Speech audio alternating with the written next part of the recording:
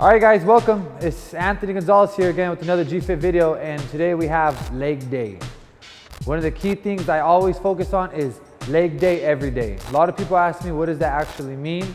Leg day every day to me means that you have to implement some type of leg exercise. Whether it's calves, whether it's stretching, whether it's body functional workouts, or isolating legs alone. Get your mind straight. Understand that you have to do legs. I really believe that you could actually do legs every single day. On today's exercise, we focus on the whole leg, from top to bottom, from glutes to quads to hamstrings to calves and more calves. Warming up for legs it's scary, it's intimidating, because you know what's gonna happen if you do it right. You're gonna go in there and you're gonna beat the crap out of yourself, and you know what's gonna happen the next couple of days. It's gonna hurt. You're going to get sore. Your back's going to tense up because you're putting all this pressure on your back. You're not going to be able to walk for a couple days normally. So get your mind straight before you're doing legs. Take pride in your warm-up. Today I had my daughter warming up with me because she's very encouraging. She's very positive, and it helps me get my mind straight. And having Avery here doing squats, if that doesn't motivate you, I don't know what will. This girl's only 2 years old, and I'm already introducing squats into her life. It's never too early to learn how to squat. Our first exercise we had today was leg extensions to superset standing calf raises. Leg extensions. You're gonna hear a lot of critics say that leg extensions are bad for the knees. Leg extensions build your legs wrong. They build your quad wrong, put pressures against your knee, and you know, they're actually 100% right if you have bad form. So when you do leg extensions, you don't just go through the motion. You don't just shoot up, shoot down, because you see a lot of people hyperextending their knees. So what you want to do is you want to press forward, squeeze your quads, squeeze your hammies, squeeze your glutes, and then release down. And you want to continue to do that every single rep.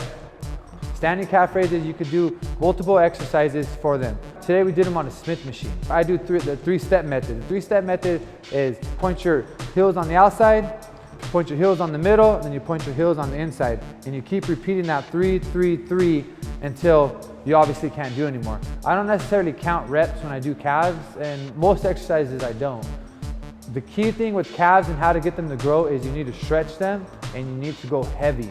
You need to treat calves like you would treat any other muscle group. You don't just jump to one exercise and just call it a day. You do multiple exercises to target the calves. Second exercise we had today was seated calf raises.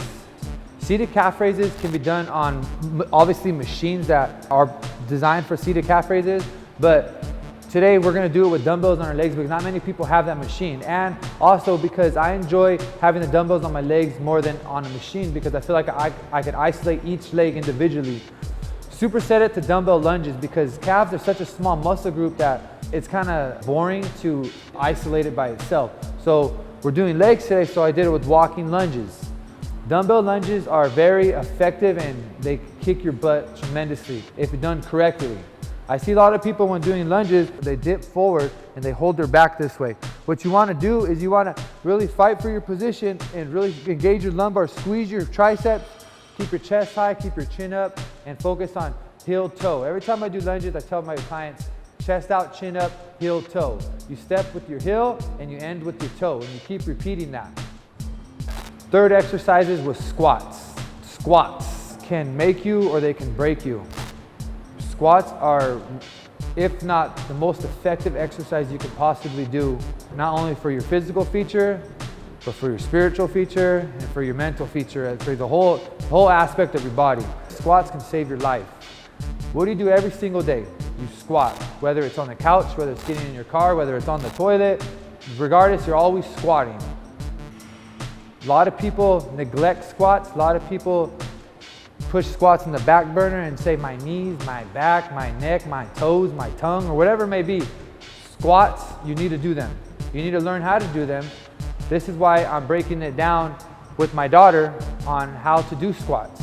If you're having trouble with squats, a good method is to get against the wall, because it helps establish the wall right in front of your face, so that when you're squatting, you're always going to pretend that there's a wall in front of your face, so your knees don't drive past your toes and your your torso is straight, your lumbar is engaged. So a key method right here is to place your hands against the wall and just start squatting from there. My daughter has really good flexibility, so someone that advances her, she wants to get a little closer to the wall. But if you're not that advanced, you want to separate yourself from the wall a little bit. And the first thing you're gonna do is you're gonna squeeze your glutes, squeeze them, Nacho Libre status, and then you're gonna drive back, up, and squeeze.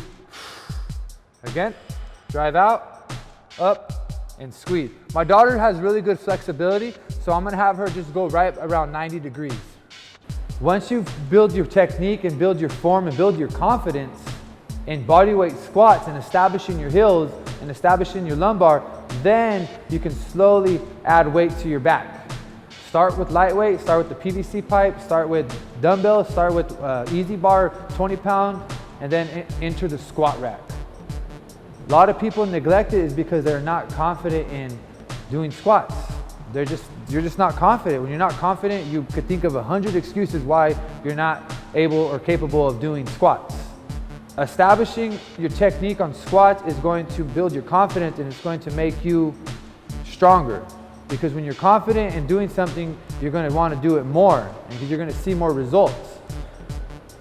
I have a PVC pipe because this is my baby. This is a very effective tool for stretching, for mobility, for flexibility, for warming up.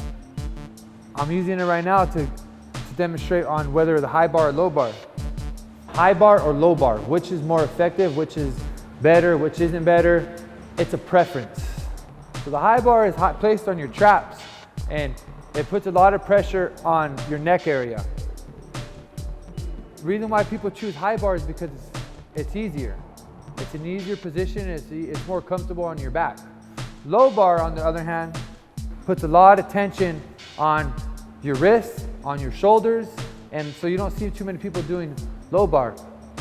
My personal preference is low bar, and most people I'm around and I've seen, low bar is more effective for them. You're stronger and you feel more comfortable, you feel more pressure on your heels and your hamstrings. Our last exercise for today was stiff-legged deadlifts. You could also call them Romanian deadlifts. Primary it focuses on is your hamstrings, the back of your legs, one of the biggest muscles on your leg. I always place a 2x4, a piece of wood, like I said earlier, a plate underneath your toes because it gives a range of motion and it puts more pressure on your heels, so it engages your hamstrings and your lower back the whole time. Doing these exercises, you need to concentrate on your technique, and you need to concentrate on keeping your chest high and your chin up and driving with your hips. Driving with your hips isn't just bending over. Driving with your hips is hips come out forward and you're all the way up, all the way down. A lot of people just let the weight control them the whole time and they just let it drop. So they're in this position and they just drop. Hips. Your hips are key to everything you do in the gym. Focus on your mobility in your hips and engaging your lumbar and going to where your flexibility allows you. Don't break past your flexibility. You see a lot of people coming down and they break back right past their flexibility, when all reality is if you could only go that low, you could only go that low. Staying tight, keeping your triceps locked, keeping your chest locked, squeezing your abs, squeezing your glutes, and flexing your calves the whole time is going to put all the pressure on your legs. All right, guys, thank you for watching. Go ahead and leave any comments or any concerns if you got any questions. And don't forget to subscribe. Where's it? It's right there.